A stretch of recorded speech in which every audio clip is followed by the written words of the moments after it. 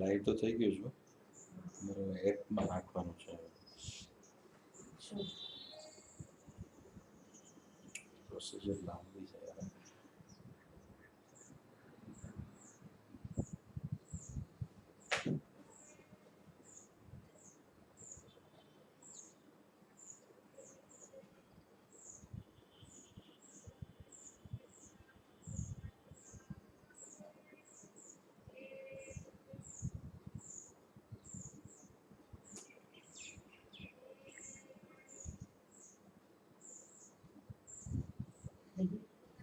શરૂ થઈ ગયું છે. 2 મિનિટ.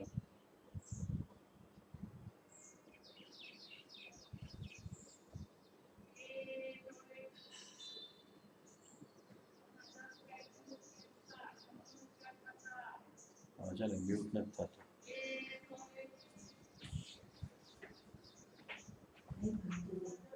અત્યારે બહાર કોઈ અવાજ કરવાનો નથી.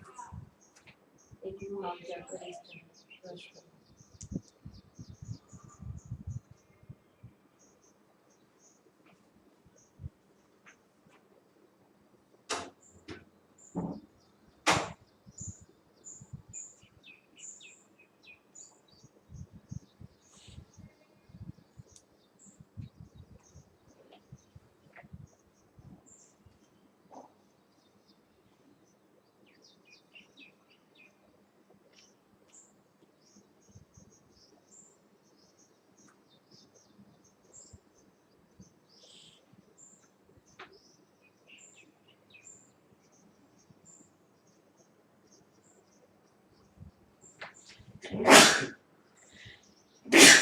Excuse me.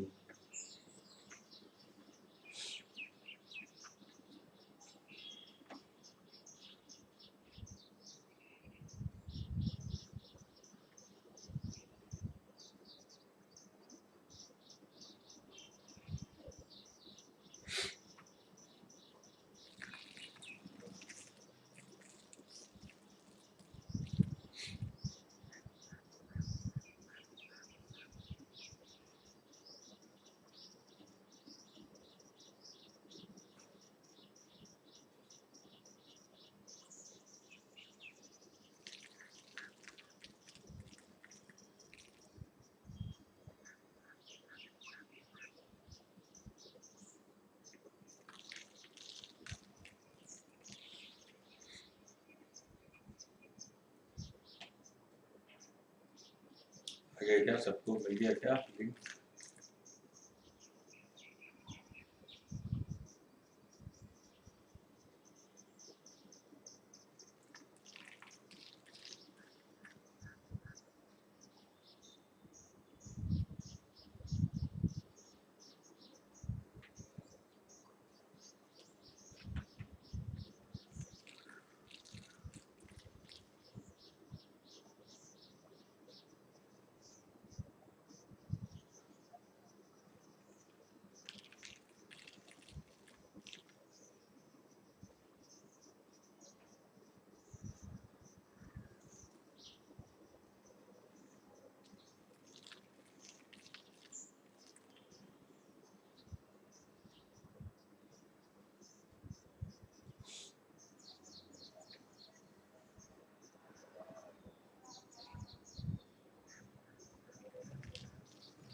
ओके, मुझे लग रहा है कि सबको मिल चुका है अभी लिंक, अब दिक्कत नहीं होनी चाहिए.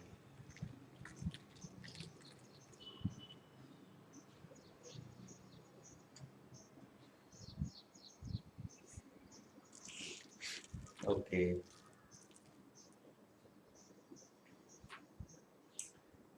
Let's start.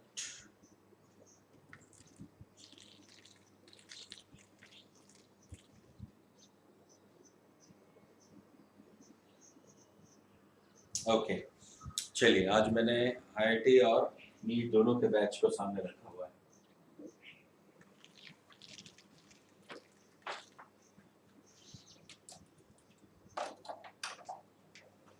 तो लास्ट लेक्चर में हम ये डिस्कस कर रहे थे कि अल्काइल हैलाइड्स क्या होते हैं. है ना। हमने डिस्कशन किया था कि अल्काइल हैलाइड्स क्या होते हैं, उसका मैंने नॉर्मल आपको डेफिनेशन भी दिया था कि अगर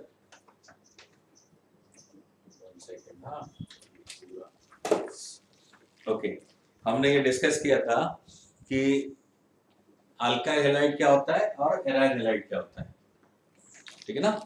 वो डिस्कशन हमने किया था। हमने बोला था कि जितने भी अल्काइल और एराइल हैलाइड कंपाउंड्स हैं वो ओरिजिनली क्या है, किसी भी अल्केन का हाइड्रोजन जो है वो अगर हम हैलोजन से रिप्लेस करें, या किसी भी एरीन का यानी एरोमेटिक रिंग बेंजीन रिंग का जो मेरे पास कार्बन का हाइड्रोजन है उसको अगर हम रिप्लेस करके हैलोजन लगा दें, so that is aryl halide. So we can classify alkyl and aryl halide according to the substitution of hydrogen by the halogen. Okay, बस चलिए उसी चीज को आगे बढ़ाते हुए हम एक और चीज डिस्कस करने जा रहे हैं जो कि है क्लासिफिकेशन। चलो पहले बताता हूं मैं कि there are many halogen derivatives of alkane and arene which are used to serve mankind. देखो कई सारे ऐसे अल्काइल हैलाइड्स, मैं आपको पहले जनरल इंट्रोडक्शन दे रहा हूं, बाद में पूरा क्लासिफिकेशन करते हैं। जनरल इंट्रोडक्शन ये है कि अल्काइल हैलाइड्स जो है वो काम के कंपाउंड्स हैं। ये क्या करते हैं, ये ड्रग्स में यूज होते हैं या फिर ड्रग बनाने के लिए हैलोजन कंपाउंड यूज होते हैं। पेंट एंड कलर या डाइज वगैरह बनाने के लिए यूज होता है। पेस्टिसाइड्स बनाने के लिए यूज किया जाता है, राइट। अलग अलग ऐसे जैसे एनेस्थेशिया है, एनेस्थेशिया के लिए हम क्लोरोफॉर्म यूज करते हैं, तो वो भी क्या है, क्लोराइड वाला कंपाउंड है, ठीक है। हेलोफॉर्म यूज किया जाता है, कोई भी हेलोथेन यूज किया जाता है। So this all are important compounds which is used to serve mankind। इसलिए मैंने यहाँ पे स्टेटमेंट लिखा है they are very useful to serve mankind। Okay, चलो एक काम करता हूं, मैं आपको एक प्रेजेंटेशन दिखाता हूं इसका। आप ये देखोगे तो आपको समझ में आ जाएगा कि कंपाउंड जो है वो कौन कौन से ऐसे हैं जो हम यूज कर सकते हैं। ठीक है, थोड़ी देर के लिए मैं गायब हो जाता हूं और आपके सामने ये है डिफरेंट कंपाउंड्स, दिख रहा है, आप लोग इसमें देख पा रहे होंगे, देख सकते हो, सबको दिख रहा है। जल्दी से मुझे कमेंट करो बेटा, कमेंट करके बताओ कि सही है क्या, दिख रहा है ना। हाँ ठीक है, मैं रेड कलर वाला जो है वो मिटा दूंगा, वो नहीं लिखेंगे अब से रेड कलर, है ना। चलिए, आई थिंक अब सब लोगों को ये तो दिख रहा होगा, दिख रहा है ना सबको।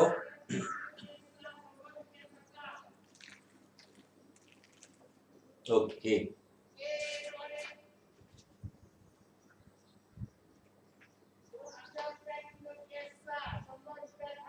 देख पा रहे, ओके वेरी नाइस। चलिए, तो ये जो है क्लोरामफेनिकॉल, ये कंपाउंड जो है वो मेनली टाइफाइड फीवर जो होता है उस टाइफाइड फीवर को ट्रीट करने के लिए ये वाला हम यूज करते हैं, है ना। ये जो भी कंपाउंड्स हम यहाँ पे यूज कर रहे हैं वो मेनली क्या होता है, वो मेनली हेलोजन कंटेनिंग है। देखो ये वाला कंपाउंड जो इसमें हेलोजन है, 2 क्लोरीन कंपाउंड है, और वो ऐसे फीवर वगैरह को ट्रीट करने के लिए यूज किया जाता है। तो टाइफाइड फीवर को यूज जो ट्रीट करना है उसके लिए ऐसे हैलाइड कंपाउंड यूज किए जाते हैं। इसका रीजन क्या होता है, दे ऑल आर रिएक्टिव,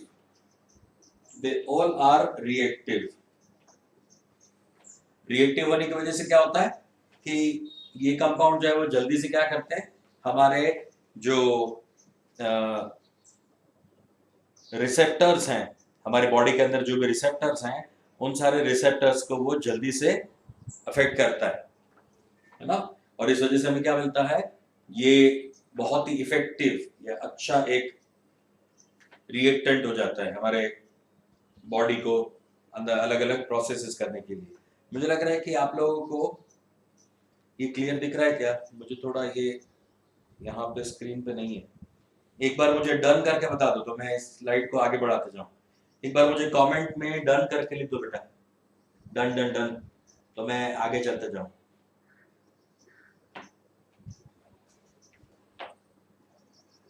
ठीक है, रिएक्टिव तक दिख रहा है आपको?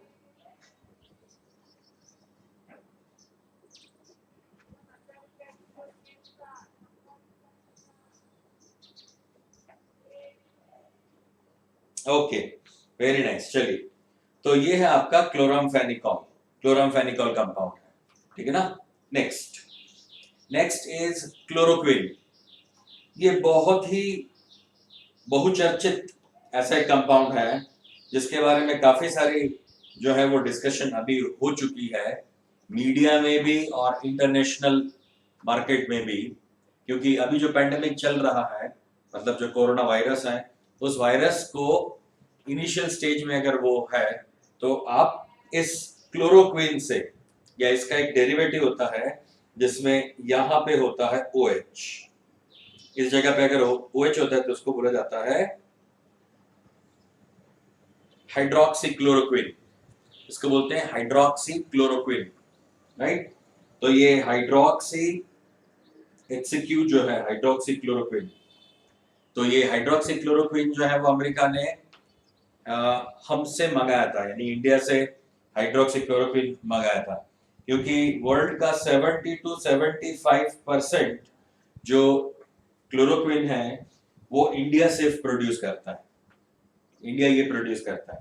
तो इसलिए क्या होता है कि हमसे काफी 30 देशों ने हाइड्रोक्सीक्लोरोक्विन जो है वो मंगाया था।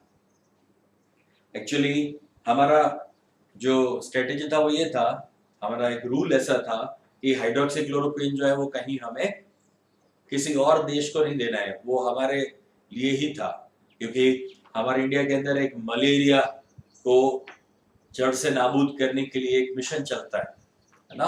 तो उस मलेरिया यानी ये ड्रग जो है वो क्या है, एंटी मलेरियल ड्रग है। तो एंटी मलेरियल होने की वजह से ये हमारे देश में ही बहुत ज्यादा अमाउंट में यूज किया जाता है, तो इसलिए हम किसी और को दे नहीं सकते, एक्सपोर्ट करना मना था, है ना। मगर फिर भी थोड़ा हमने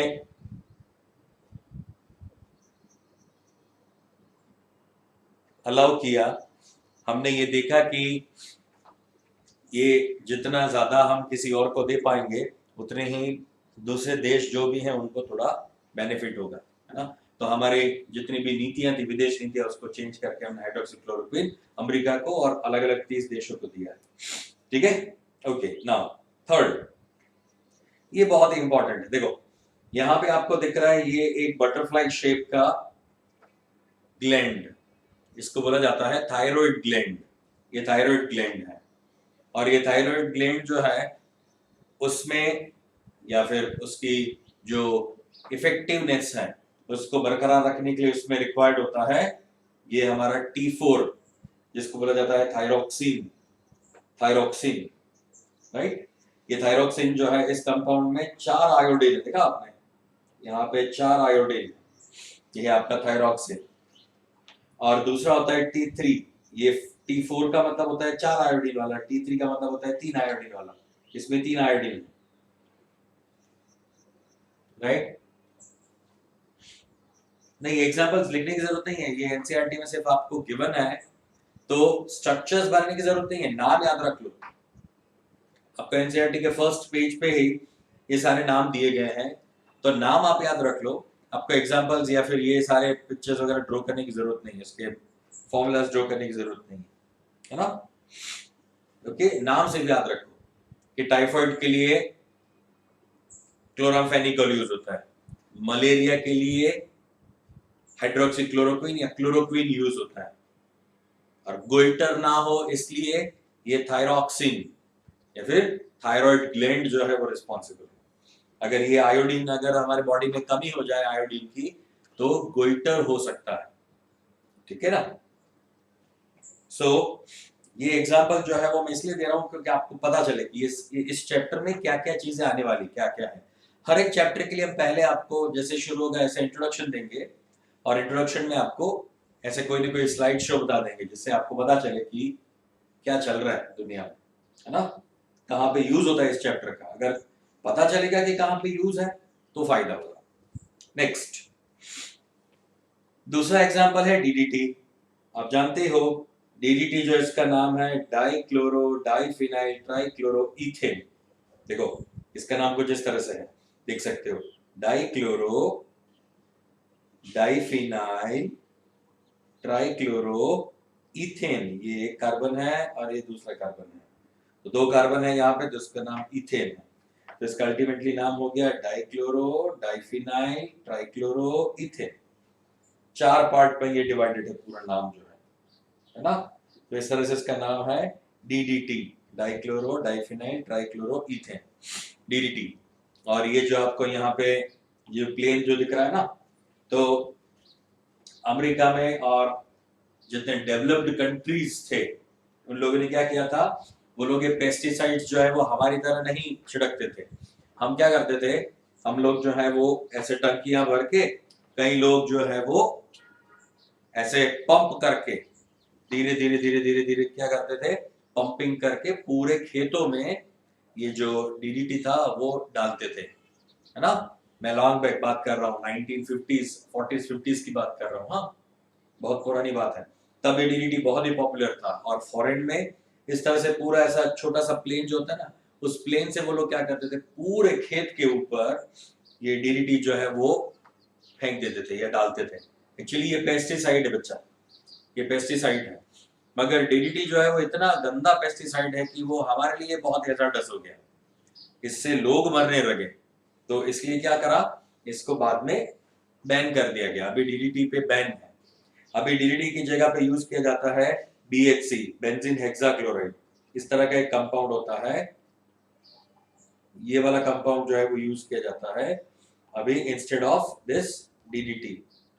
ये वाला कंपाउंड इसको बोलते हैं बेंजीन हेक्साक्लोराइड।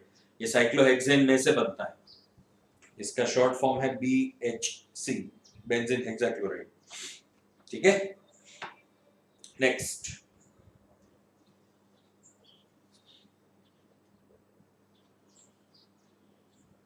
चलिए, ये है एनेस्थेशिया में यूज होने वाले दोनों कंपाउंड। एज एनेस्थेटिक, एनेस्थेटिक की तरह यूज होता है chloroform and this halothane.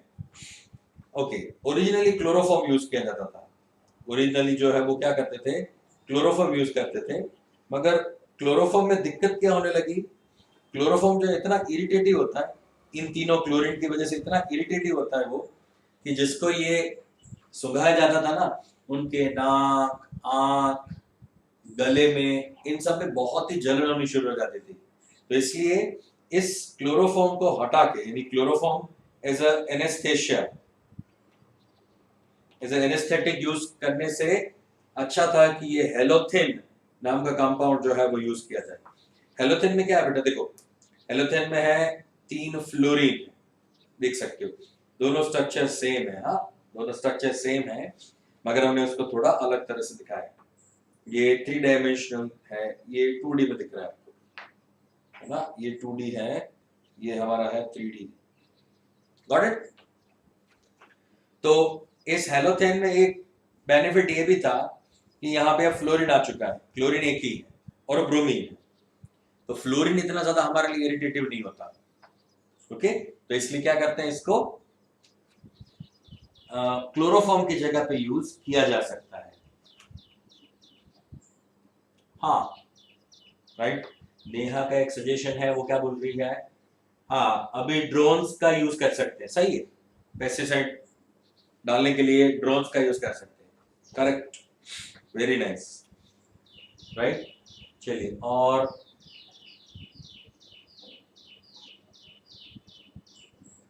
Okay, तो हेलोथेन का यूज किया जाता है। और एक इंटरेस्टिंग चीज बताता हूँ, हेलोथेन का स्ट्रक्चर याद रखना है, एक कार्बन है, ये दूसरा कार्बन है, यहाँ पे तीनों फ्लोरीन है, यहाँ पे एक क्लोरीन है, यहाँ पे एक ब्रोमीन है, और यहाँ पे H है। अब जो काम की चीज है वो मैं ये बताता हूँ आपको कि देखो ये वाला कार्बन जो है ना, ये कायरल कार्बन, देखा आपने, ये कायरल कार्बन है। कायरल बोले तो जिस कार्बन के साथ 1 2 3 और 4 चारों वैलेंसी जो है वो अगर डिफरेंट होती है तो इसको बोला जाता है कायरल। तो ये हमारा कार्बन जो है वो कैसा है, कायरल है। यानी इसमें एक आपको क्या मिलता है, लीवो मिलेगा एक, और दूसरा मिलेगा आपको डेक्स्ट्रो। लीवो डेक्स्ट्रो आपको मिलता है, ठीक है। तो ये इस तरह से ऑप्टिकली एक्टिव कंपाउंड है। Got it? Now let us jump to the next slide. Uses of chloroform, ये आपको याद रखना है क्योंकि क्लोरोफॉर्म वाला पोर्शन जो है वो आपके सिलेबस में है। क्लोरोफॉर्म जो है वो यूज करने का ये एक तरीका होता था। जैसे इस लेडी को यहाँ पे ये कैप लगा दी गई है और इसके अंदर होता है क्लोरोफॉर्म, और स्लोली देखो धीरे धीरे इसमें एरोस दिख रहे होंगे आपको, दिख रहा है? एरोस दिख रहे हैं आपको, दिख रहा है ना एरो? तो इसमें क्या होता है, यहाँ से धीरे धीरे धीरे क्लोरोफॉर्म जो है वो उसके नाक के अंदर जाएंगे। इसको हिंदी में टोपी सुंघाना बोलते थे, टोपी सुंघाते हैं ऐसे नाक पे, और इससे क्या होता है धीरे धीरे जो भी बंदा है वो बेहोश हो जाएगा। इस तरह से यूज किया जाता है। So it is used as an anaesthetic, it is used as a solvent for the dye and pesticide industries. Dye and pesticide के लिए ये एज अ सॉल्वेंट यूज किया जाता है क्लोरोफॉर्म। ये and used in a medicine, medicine में भी chloroform use किया जाता है। So these are the main uses of chloroform: anesthetic, as a solvent, and as a medicine. Okay. Next, अब एक और interesting चीज. Now, what is the misuse of chloroform? Chloroform का misuse क्या होता है? Chloroform जो है उसका misuse होता है कुछ इस तरह से। देखो, ये बंदा जो है ये रेस में पार्टिसिपेट कर रहा है और ये उससे आगे दौड़ रहा है। तो ये क्या कर रहा है, क्लोरोफॉर्म की बोतल लेके आया है, ये रुमाल है उसके पास, और ये भाग के इसके नाक के ऊपर ये रुमाल लगा देगा। ये इसके नाक पे ये रुमाल लगाने वाला है ना। उसका अगर आपको एनिमेशन देखना है तो मेरे पास कहीं है उसका एनिमेशन, एक मिनट में चेक करता हूँ, शायद हमारे पास इसका एनिमेशन है।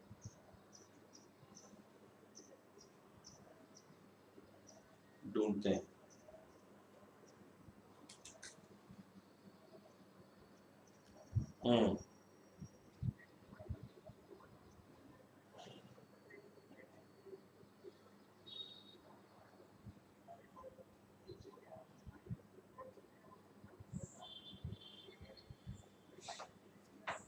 देखो दिख रहा है आगे वो बंदा, देखो क्लोरोफॉर्म डाल के वो आ रहा है और उसको क्लोरोफॉर्म सुखा दिया उसने, यानी वो अब पीछे रह जाएगा, हार जाएगा।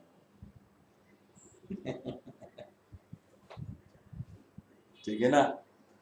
Is it okay? So this is the misuse of chloroform. This is the misuse of chloroform.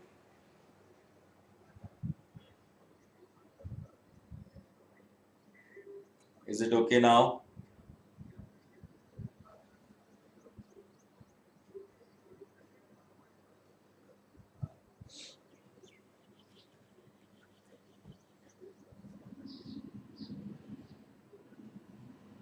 ठीक है। तो ये जो डिस्कशन था, यानी ये जो मैंने आपको प्रेजेंटेशन दिखाया, ये प्रेजेंटेशन मेनली आपको इस चैप्टर का यूज बताने के लिए था।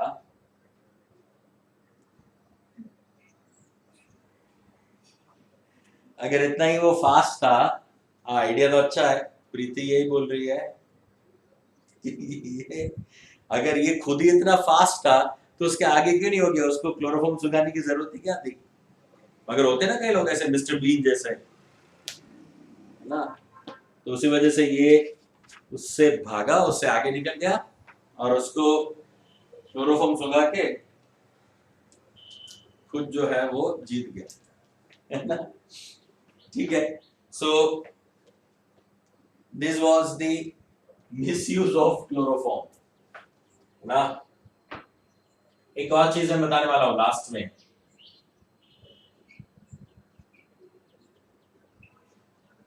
मुझे यहाँ पे लिख के रखता हूं मैं, मुझे एक चीज और आपको बतानी। ओके, चलिए आगे शुरू करते हैं फटाफट। देखो,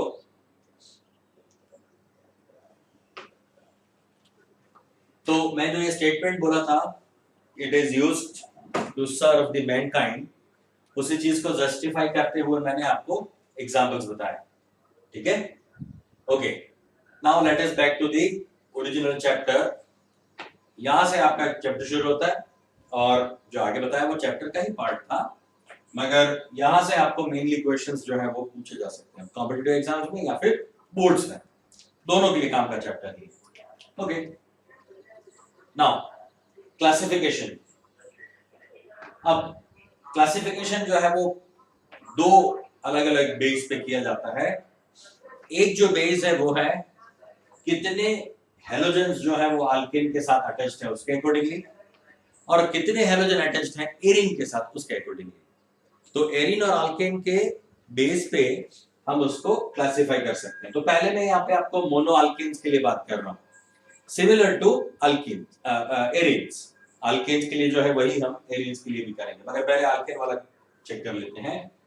ओके, नाउ मोनो अल्केन्स हम 4 और 5 टाइप में क्लासिफाई करेंगे। Mono alkanes, di alkanes, tri alkanes, tetra यानी monochloro alkanes, dichloro alkanes, trichloro alkanes, tetrachloro alkanes and polychloro alkanes और एरिन्स। ठीक है, ठीक है। तो 4-5 टाइप में हम उसको क्लासिफाई करेंगे। चलिए, मोनो हेलो अल्केन्स में हम एक देख सकते हैं अल्काइल हैलाइड्स। तो अल्काइल हैलाइड्स में क्या है कि अगर मान लीजिए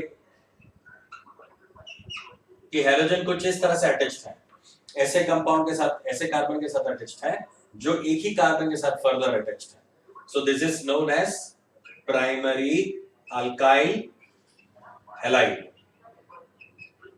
इसके लिए वर्ड यूज किया जाता है प्राइमरी 1 डिग्री अल्काइल हैलाइड। अच्छा, दूसरा क्या हो सकता है? दूसरा पॉसिबल है कि ये सेकेंडरी अल्काइल हैलाइड हो जाए। यहां पे मैं हेलोजन के तौर पे ले रहा हूं ब्रोमीन, दिस इज ब्रोमीन। चलिए यहां पे लिखता हूं मैं bromine. So this is secondary alkyl halide. ठीक है, and third and the last type of monoalkyl halide is tertiary alkyl halide. So alkyl halides can be classified further, or 3 types of alkyl halides can be there: primary, secondary और tertiary. quaternary possible नहीं है बेटा। quaternary का मतलब ऐसा carbon कि जिसके साथ और 4 कार्बन अटैच्ड हो, तो हेलोजन के लिए तो जगह नहीं बचेगी।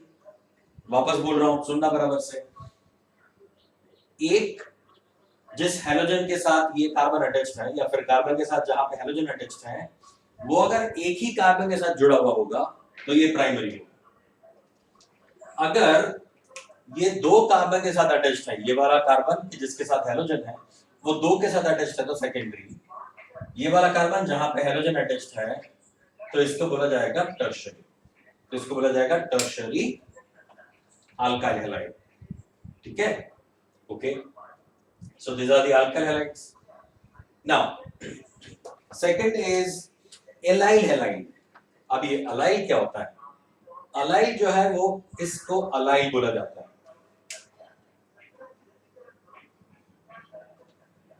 इस वाले पार्ट को, ऐसा जो पार्ट है CH double bond CH and CH2Br, तो इसमें से इतना पार्ट जो है ना बेटा, ये वाला पार्ट, इतना पार्ट अलाइल, इतना पार्ट अलाइल होता है। अलाइल में क्या होता है, मेनली इसको कैसे देखा जाता है कि ये sp3 कार्बन है और ये आपका sp2 कार्बन है। तो अगर किसी भी कंपाउंड में, डू रिमेंबर दिस, किसी भी कंपाउंड में sp2 कार्बन के साथ sp3 जुड़ा हुआ है, यानी हेलोजन जो है वो sp3 के साथ है, और ये sp3 कार्बन अगेन sp2 वाले कार्बन के साथ अटैच्ड है, और ये आपका अल्केन वाला कंपाउंड है तो उसको बोला जाता है एलाइलिक हैलाइड। फॉर एग्जांपल एक और एलाइलिक हैलाइड का भी एग्जांपल यहाँ पे लिखता हूं मैं, इसको भी एलाइलिक हैलाइड ही बोलेंगे। देखो CH3 CH double bond CH CH2 और यहाँ पे क्लोरीन। ठीक है, अब ये वाला पार्ट देखो, ये देखो क्या है, sp3 हाइब्रिडाइज्ड है, ये sp2 हाइब्रिडाइज्ड कार्बन है, ये वाला कार्बन और ये वाला कार्बन आप चेक करोगे तो ये sp3 एंड sp2 हाइब्रिडाइज्ड है। का पॉइंट।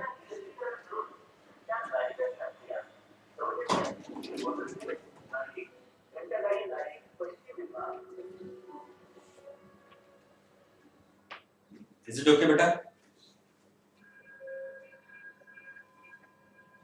1 सेकंड।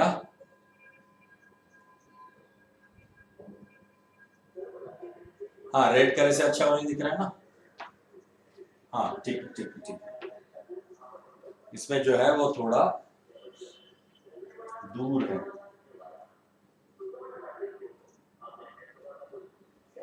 ये अल्काइल हैलाइड है, ये अलाइल हैलाइड है, वो विनाइल है और वो अराइल है। वापस से लिख दे क्या? ब्लैक से लिख दूं क्या? ठीक है 1 second. 1 second, let me write it again. NEET वाले क्या बोल रहे हैं? नीट वाले कुछ नहीं बोल रहे हैं।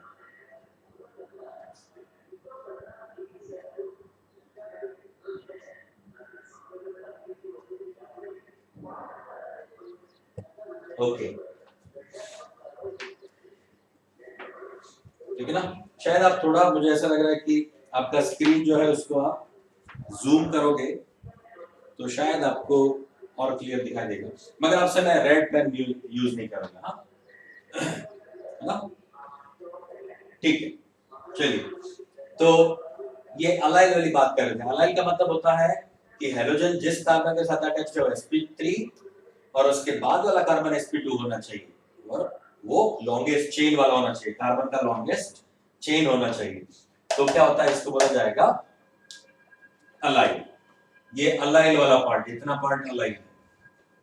Is it okay? Right now benzylic. Benzylic क्या होता है? बेंजाइलिक में बेंजीन रिंग होती है और इस बेंजीन रिंग के साथ sp2 हाइब्रिडाइज्ड कार्बन है और उसके साथ हैलोजन है। अगेन चेक करो, देखो ये जो है ये वाला कार्बन sp2 है, ये वाला कार्बन sp3। अगेन वापस से देखो बेटा, हैलोजन जिस कार्बन के साथ अटैच्ड है वो sp3 है और उस sp3 के साथ क्या अटैच्ड है? sp2 कार्बन है, मगर ये एरोमेटिक रिंग है, ये एरोमेटिक रिंग है। यहां पे भी ऐसा था, sp3 के साथ sp2 था, मगर एरोमेटिक रिंग नहीं थी, ये क्या थी? ऐसे अल्काइल चेन थी। ठीक है, तो इसको बोला जाएगा अलाइल, और अगर एरोमेटिक रिंग होती तो उसको बोला जाता है बेंजाइलिक हैलाइड। इसको बोलते हैं बेंजाइलिक हैलाइड, है ना? क्लियर है?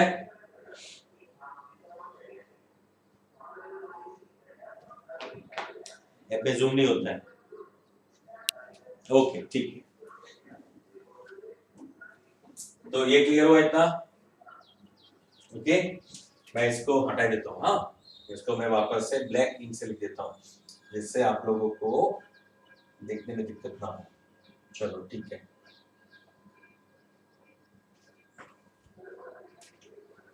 ठीक है, ये हो गया आपका अल्काइल हैलाइड। फाइन, ये अल्काइल हैलाइड है, ये बी जो है वो है एलाइलिक हैलाइड। ठीक है, सी जो है वो है बेंजाइलिक हैलाइड। फाइन, ये आपका बेंजाइलिक हैलाइड हो गया।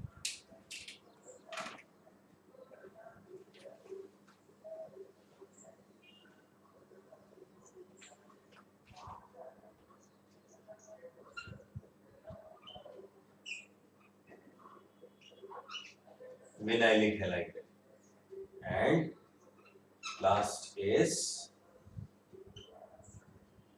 arylic halide, otherwise aryl halide.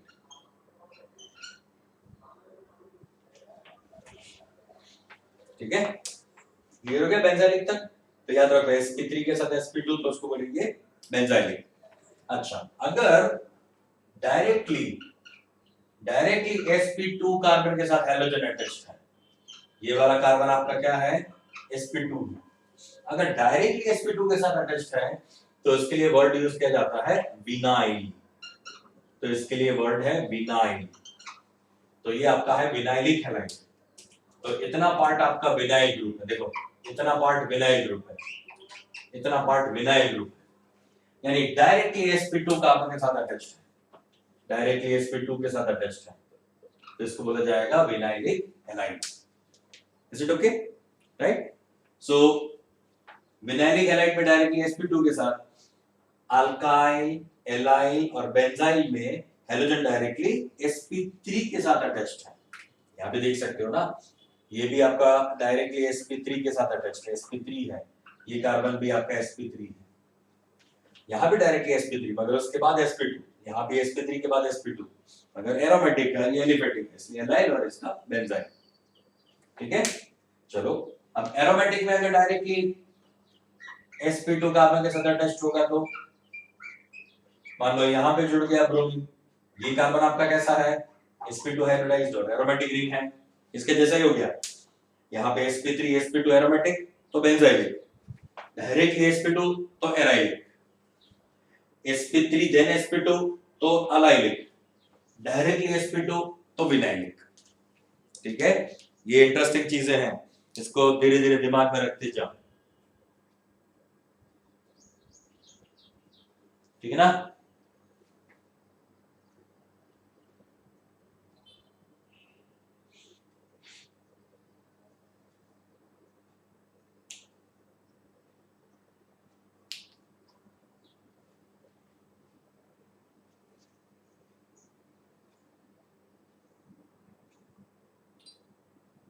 ठीक है,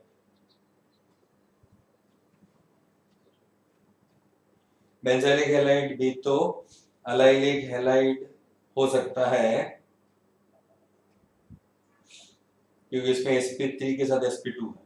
नहीं, क्यों नहीं हो सकता? देखो डिफरेंस क्या है, ये जो sp2 कार्बन है ना अलाइलिक का, अलाइलिक का sp2 कार्बन जो है वो एलिफेटिक चेन के साथ अटैच्ड है, sp2 जो है वो एलिफेटिक चेन के साथ अटैच्ड है, यानी कार्बन का चेन है, जबकि इसका जो sp2 है ना वो बेंजीन रिंग का sp2 है, यानी एरोमेटिक रिंग का वो पार्ट है।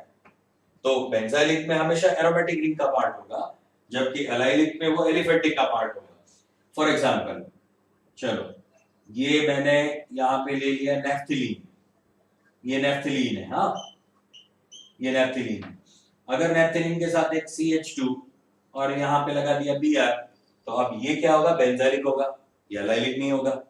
एलाइलिक में तो क्या होता है, कार्बन का स्ट्रेट चेन होता है, जबकि इसमें कार्बन का रिंग आ जाता है, इसलिए उसको क्लासिफाई अलग से किया जाता है बेंजाइलिक में। Got it? So allylic, alkyl, alkyl halide, allylic halide, benzylic halide, vinyl and aryl halide. Got it? इसमें भी देखो, इसमें अगर मैं नेफ्थिलीन बनाता हूं देखो, और नेफ्थिलीन के साथ डायरेक्टली अगर मैं हैलोजन को जोड़ देता हूं, यहीं पे है हैलोजन, यानी ब्रोमीन यहाँ पे लगा दिया मैंने, तो ये एराइल हैलाइड है, क्योंकि डायरेक्टली sp2 कार्बन के साथ अटैच्ड है, ये डायरेक्टली sp2 के साथ अटैच्ड है, इसलिए एराइल है। चलो ये फटाफट कॉपी कर लो आप लोग फास्ट।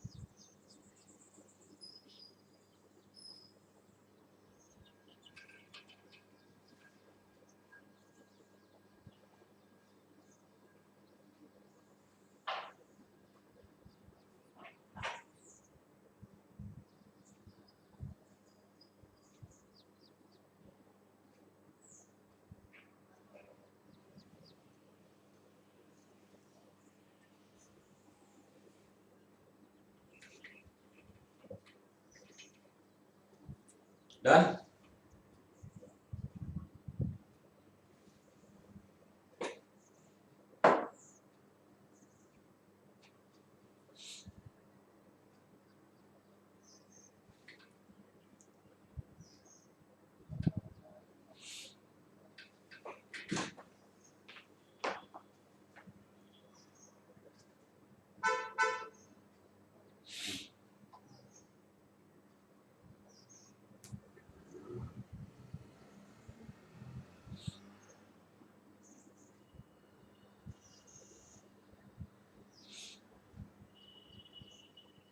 Okay.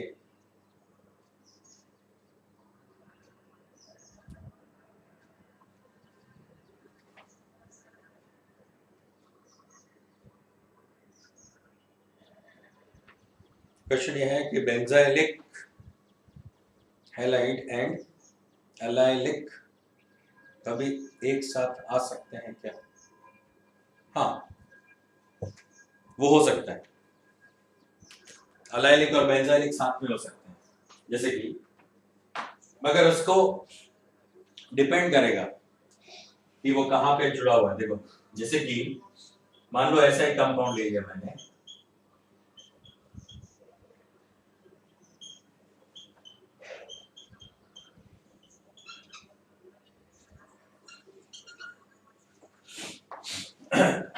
तो इतना वाला पोर्शन जो है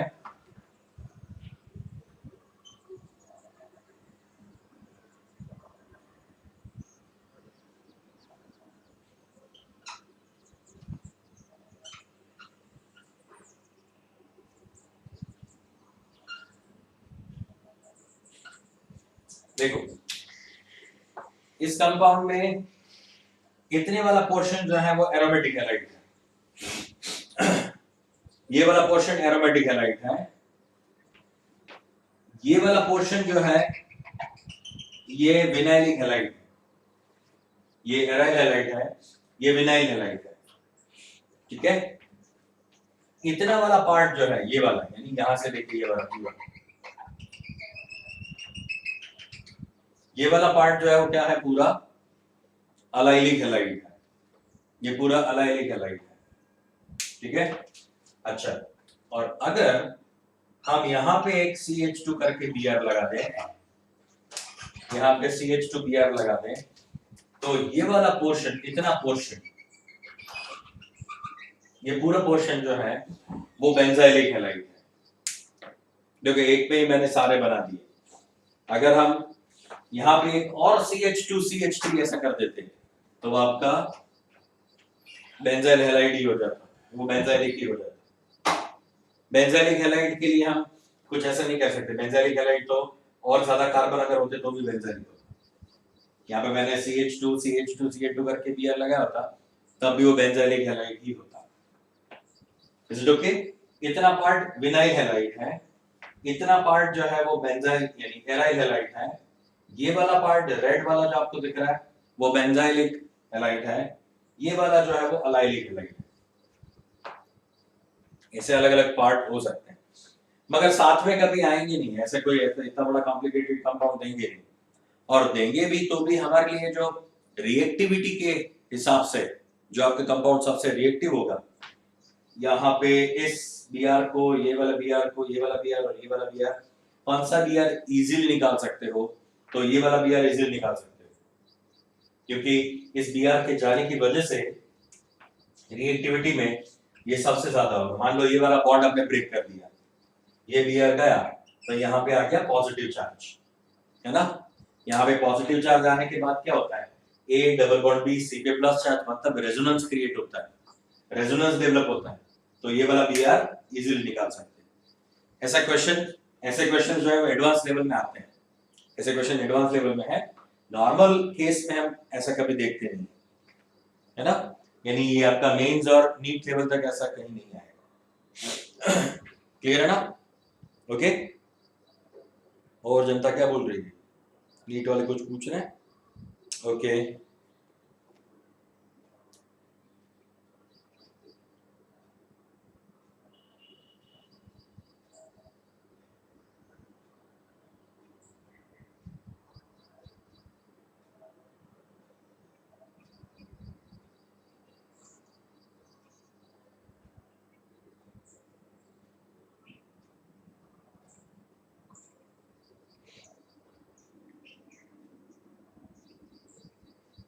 Fine.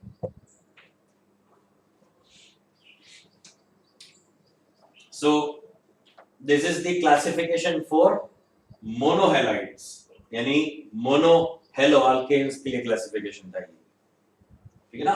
हमने ब्रॉड स्पेक्ट्रम क्लासिफिकेशन किया है, कंप्लीट क्लासिफिकेशन हमने आपको बता दिया है यहाँ पे, right, for mono alkanes, otherwise monohalo alkanes, right. चलिए अब बात करते हैं डाइहेलो अल्केन्स के लिए, डाइहेलो अल्केन्स के लिए डिस्कशन करते हैं। इसको मिटा देता हूं मैं पूरा, हाँ।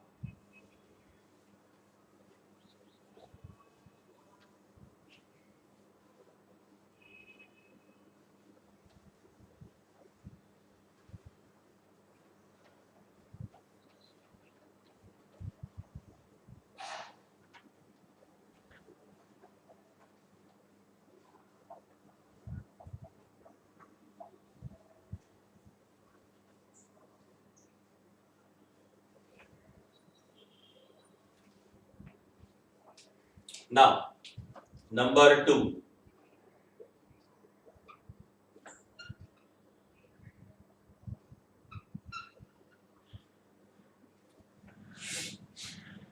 डाइहेलोअल्केन्स और एरीन्स दोनों साथ में ले लेते हैं। यहां भी एरीन तो आ गया ना, डाइहेलोअल्केन्स एंड एरीन्स। ओके, देखो अब किसी भी कंपाउंड में हेलोजन जो है वो दो तरह से हो सकता है।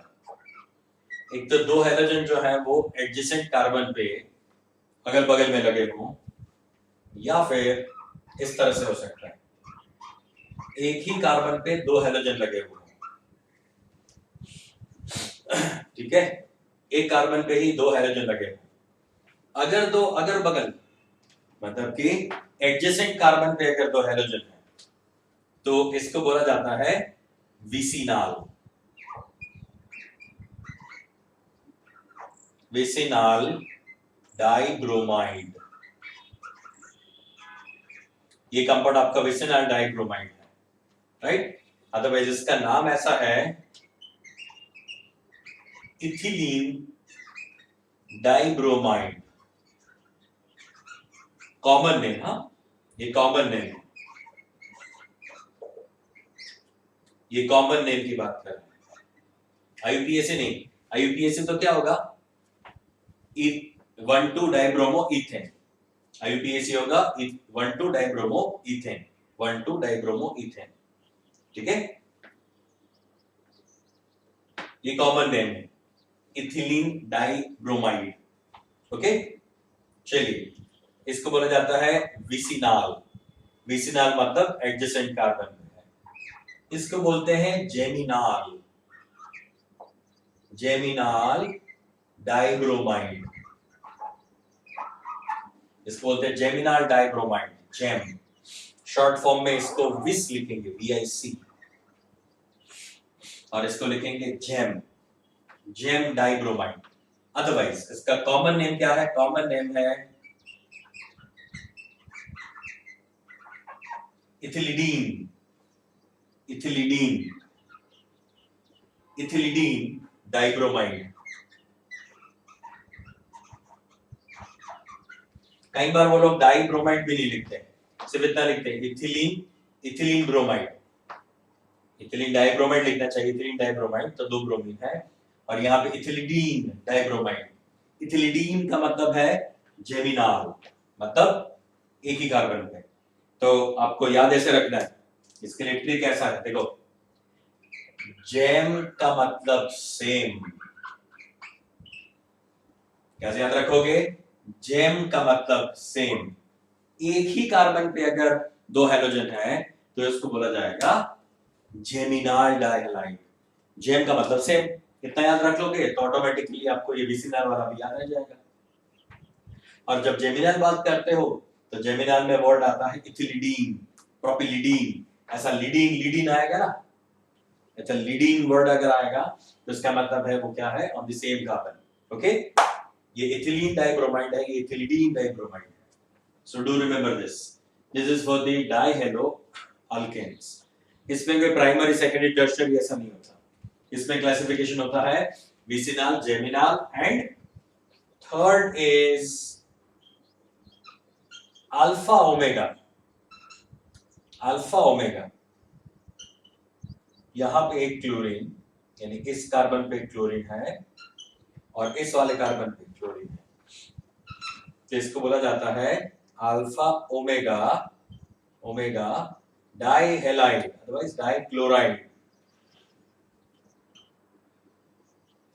ये है आपका अल्फा ओमेगा डाइक्लोराइड, ठीक है ना। ये है आपका अल्फा ओमेगा। अल्फा का मतलब होता है फर्स्ट कार्बन और ओमेगा का मतलब होता है लास्ट कार्बन, तो इसलिए इसको बोला जाता है अल्फा ओमेगा डाइहेलाइड। ये ओमेगा सिंबल जो है वो लास्ट वाले के लिए ओमेगा और फर्स्ट वाले के लिए अल्फा। तो अगर मुझे किसी को बोलना है ये आपका जो टेस्ट लिया गया था उसमें तेरा फर्स्ट रैंक है, तो उसको बोलूंगा you are on the alpha position, you are on the alpha position, मतलब फर्स्ट रैंक पे। और अगर कोई लास्ट रैंक पे होगा तो उसको बोलूंगा मैं कि हाँ तू ओमेगा पोजीशन पे है। ओमेगा का मतलब क्या, लास्ट पोजीशन। जैसे हम जेड बोलते हैं ना एबीसीडी में जेड, उस तरह से ये ओमेगा जो है वो क्या होता है, लास्ट पोजीशन को ओमेगा बोलते हैं। So this is known as alpha omega dihalide, alpha omega dihalide.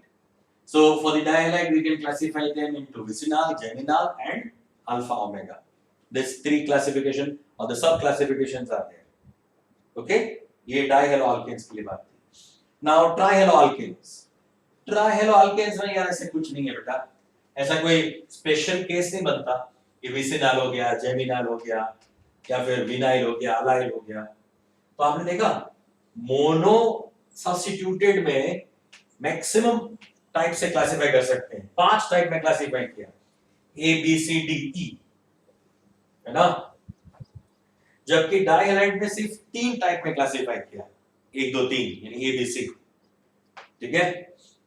ट्राइहेलाइड में कछु नहीं, सिर्फ एक ही, tri halo alkane, otherwise arene. तो कुछ नहीं करना है इसमें, इसमें आपके पास ब्रोमीन ब्रोमीन ब्रोमीन तीनों अलग अलग कार्बन पे, या फिर एक ही कार्बन पे 3 हेलोजन। क्लोरोफॉर्म अभी देखा ना हमने, मिस यूज ऑफ क्लोरोफॉर्म।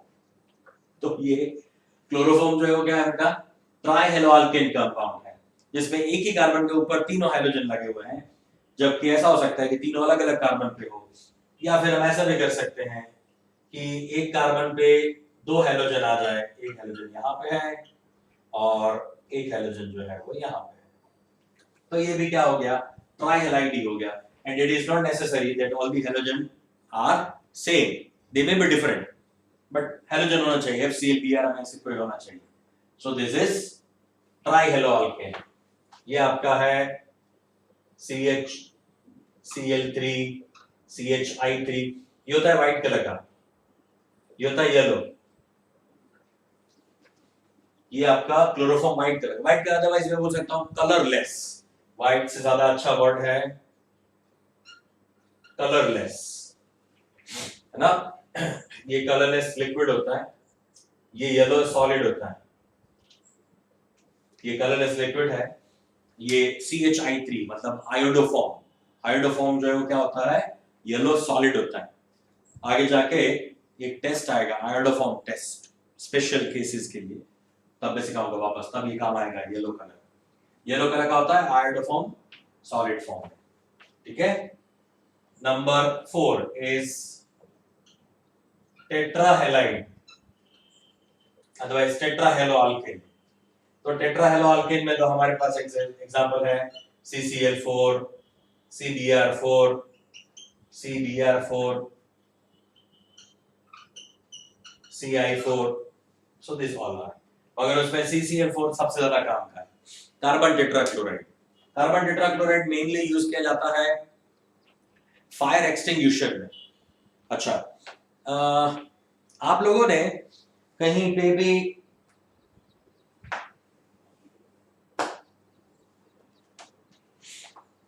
आप लोगों ने कहीं पे भी ऐसा देखा होगा, कहीं कोई रिक्शाओं में, रिक्शाज होती है जो उसमें, या फिर कार वगैरह में, खासकर जो रेंटेड कार्स होती है यानी टैक्सी वगैरह जो होती है, उसमें वो लोग क्या करते हैं, कार के अंदर एक रेड कलर का बॉटल होता है, लाल कलर का, सीज फायर नाम है उसका, सीज फायर। वो सीज फायर जो है वो उस बॉटल के अंदर, एल्यूमिनियम का बॉटल होता है, उसके अंदर कार्बन टेट्राक्लोराइड भरा होता है।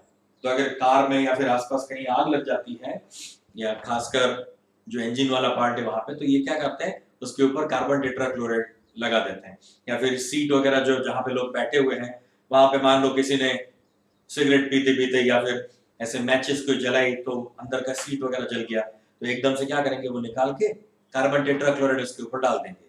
जैसे हम डिओड्रेंट लगाते हैं उसी तरह से, डिओड्रेंट मत लगाना, डिओड्रेंट तो और ज्यादा आग लगाएगा। कार्बन टेट्राक्लोराइड जो है वो आग को बुझा सकता है। तो कार्बन टेट्राक्लोराइड का एक यूज है ये एज ए फायर एक्सटिंग्विशर। खासकर आप जो मेट्रो सिटीज हैं, मुंबई हो गया, कलकत्ता हो गया, दिल्ली या फिर हैदराबाद या फिर बैंगलोर, ऐसे बड़े सिटीज में जाते हो ना, तो वहां पे जो ये उबर, ओला, ये सारी जो टैक्सीज चलती है ना, कैब्स, वो कैब्स वालों को कंपलसरी अपने पास ही रखना होता है। खैर मुंबई में तो आपको रिक्शा वाला जो होगा ना, तो रिक्शा वाला भी अपने, जहाँ पे इस तरफ वो हैंडल होता है ना, जहाँ से रिक्शा स्टार्ट करता है, उसके जस्ट बगल में इस तरफ या इस तरफ वो ये कार्बन टेट्राक्लोराइड लगा के रखता है। वो कंपलसरी होता है, सारे रिक्शा वालों को कंपलसरी होता है। मगर बहुत बड़ा सिटी है, छोटा सिटी अगर है, तो वहां पे ये सारे रूल कोई फॉलो नहीं करता। Got it? So this is tetrahalide. Okay, now polyhalide. तो पॉलीहेलाइड में तो यार बेस्ट एग्जांपल हमारा डीडीटी ही है। डीडीटी में आप देख सकते हो 4 से ज्यादा है तो उसको हम बोलेंगे पॉलीहेलाइड। ये आपका डीडीटी है, chlorine chlorine chlorine, 2 benzene ring, और दोनों बेंजीन रिंग के एंड पे एक एक chlorine. This is dichloro diphenyl trichloro ethane. This is DDT. DDT DDT जो है वो बैन इसलिए हो गया क्योंकि वो हमारे लिए हैजर्डस था, और जो ऐसे पेस्टिसाइड यानी पेस्ट जो होती है, उसके लिए वो तो मजे हो गए थे उनको, वो तो इसका नाश्ता करते थे।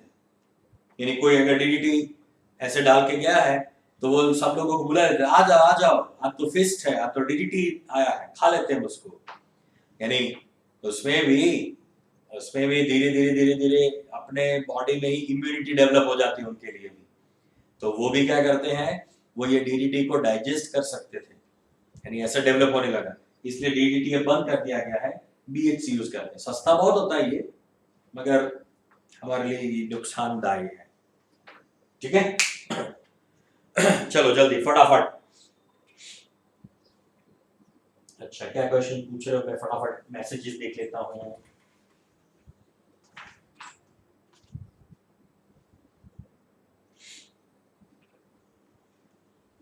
ओके,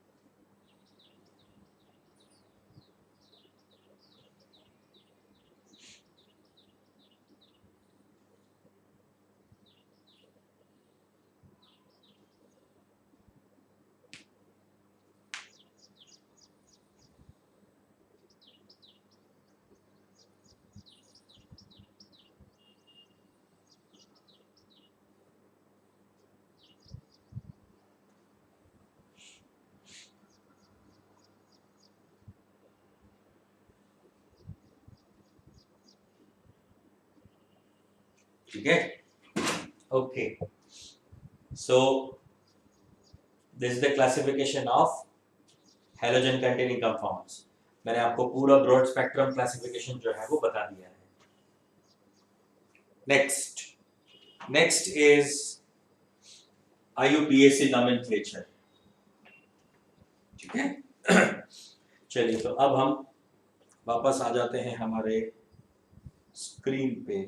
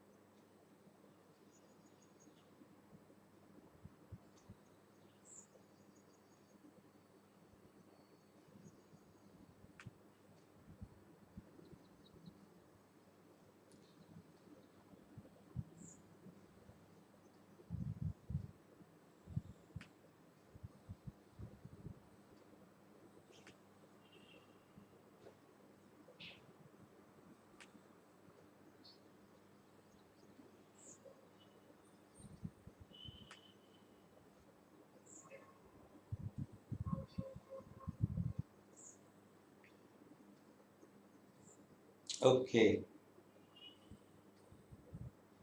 चलिए, आपको दिख रहा है ये?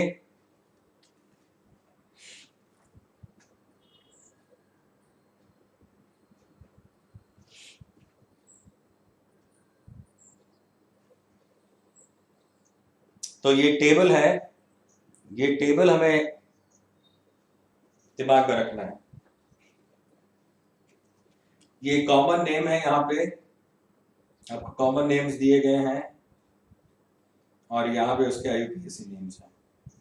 तो ये वाला टेबल जो आपके पास है, यानी ये टेबल जो आपका NCERT का टेबल है, ये आपको दिमाग में रखना है, ये याद रखना है आपको, है ना। अभी अगर आपके पास मान लो टेक्स्ट बुक नहीं है, तो मैं एक काम कर सकता हूँ, मैं इसका स्क्रीनशॉट ले लेता हूँ और आपको ये वाला स्क्रीनशॉट में सेंड कर सकता हूँ।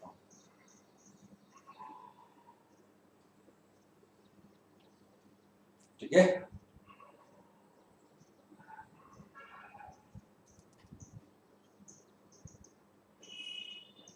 अगर आपके पास NCERT के टेक्स्ट बुक है तब तो बहुत बढ़िया है, तब तो कोई टेंशन नहीं है।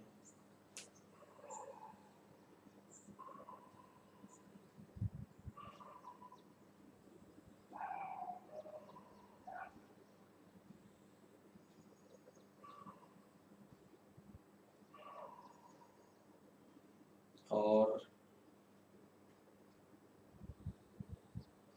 चलिए, ये गया,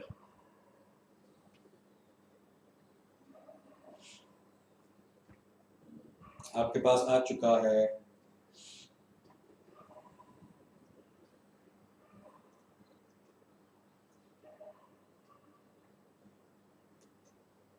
ठीक है, तो मेनली इस IUPAC कंपाउंड में या फिर IUPAC नेमिंग में जो 2-3 कंपाउंड काम के हैं, वो मैं फटाफट यहाँ पे आपको बता देता हूँ। एक तो ये आपका ये विनाइल क्लोराइड बहुत काम का है, जो बहुत ज्यादा पूछा जाता है। विनाइल क्लोराइड, इसको बोला जाता है क्लोरोइथेन, इसको बोला जाता है क्लोरोइथेन, सॉरी क्लोरोइथीन। और दूसरा ये है अलाइलिक ब्रोमाइड, जो है 3-ब्रोमोप्रोपीन, ये कंपाउंड आपका है 3-ब्रोमोप्रोपीन। अब इसमें आप नंबरिंग देखो, इसमें ज्यादातर लोग जो है वो गलती कर देते हैं। देखो, इसका जो है नंबरिंग यहां से होगा 1, 2 and 3, नंबरिंग यहां से होगा क्योंकि 1 सेकेंड, 1, 2 and 3, हाँ ठीक है, क्योंकि डबल बॉन्ड जो उसको ज्यादा प्रायोरिटी दी जाएगी Br के कंपैरिजन में। सो Br comes on the 3rd position, ठीक है ना। तो ये आपका हो गया अलाइलिक ब्रोमाइड। अच्छा, एक और अलाइलिक ब्रोमाइड का स्ट्रक्चर यहाँ पे मैं दिखाता हूँ आपको, जो साइक्लिक है। मान लो यहाँ पे मैंने क्लोरीन ले लिया, चलो क्लोरीन लेते हैं, Br हमेशा नहीं, क्लोरीन ले लिया, तो भी क्या हो गया, यहाँ पे ये डबल बॉन्ड है, तो नंबरिंग आपको यहाँ से शुरू करना है 1, 2 and 3। So this compound is 3-chloro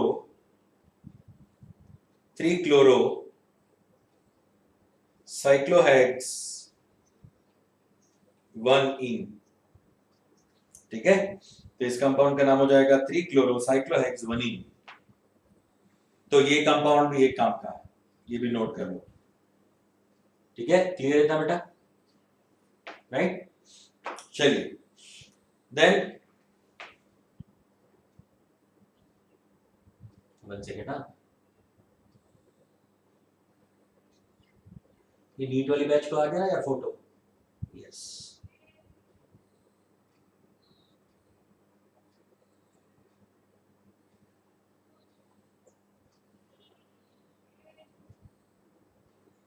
okay चलो, मेरे ख्याल से तीनों बैच को जो है ये मिल चुका है।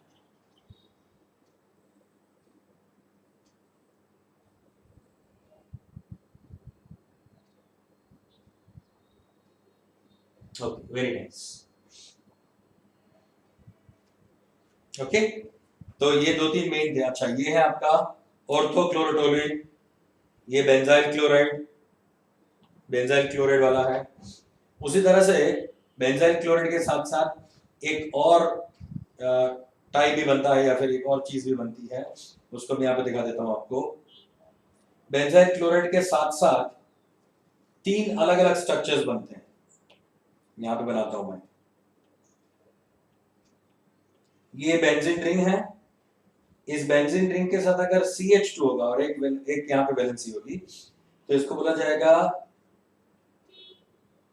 बेंजाइल, ठीक है। अच्छा अगर यहाँ पे बेंजीन रिंग के ऊपर CH है और इसकी 2 वैलेंसी खाली होगी तो इसको बोला जाएगा बेंजाल।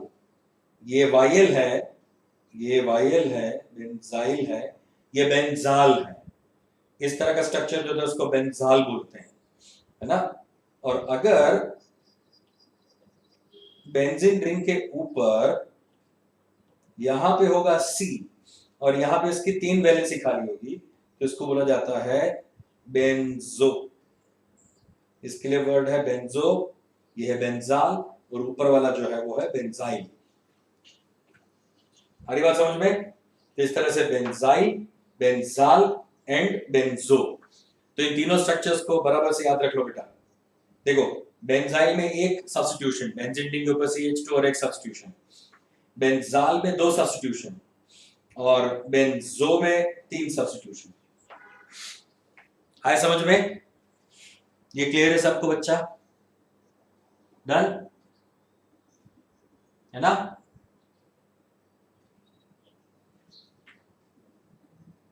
अच्छा एनसीईआरटी का पेज नंबर कौन सा, ऐसा पूछ रहे हो? हाँ 284, इसका पेज है 284, 292, 284, 292, 292 या 284। ये अगर ओल्ड बुक है तो, ये आपकी न्यू बुक के लिए है। न्यू बुक में 292 है और ओल्ड बुक में 284 है, ठीक है। एनसीईआरटी के 2 अलग अलग एडिशन है, उसमें अलग अलग है। Is it okay?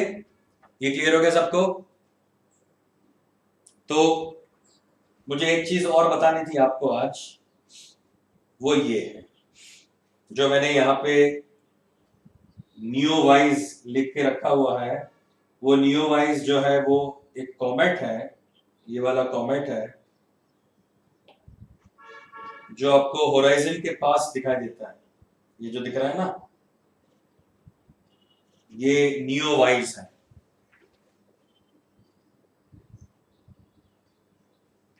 ओके तो आज 21 तारीख है, कल 22 तारीख है, तो 22 और 23 तारीख को ये सबसे नजदीक होने वाला है हमारे अर्थ के, हमारे अर्थ के सबसे नजदीक होने वाला है ये आपका नियोवाइज।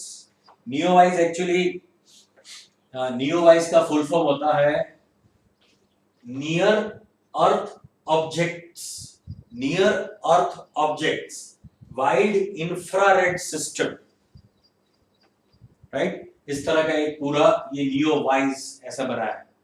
ये नासा ने उसका जो नियो ऑब्जर्वेटरी है, यानी नियर अर्थ ऑब्जेक्ट्स जितने भी उसको जो वो लोग कैप्चर करते हैं, तो उसमें लोगों ने ये नियोवाइस देखा है। और ये अब तक का सबसे ब्राइटेस्ट ये कॉमेट है। और ये करीब करीब 6800 साल के बाद, एवरी 6800 ईयर्स के बाद ये हमारे अर्थ के पास से गुजरता है। 6800 ईयर्स, 6800 ईयर्स ओनली, बस इतने टाइम में वो आ जाता है।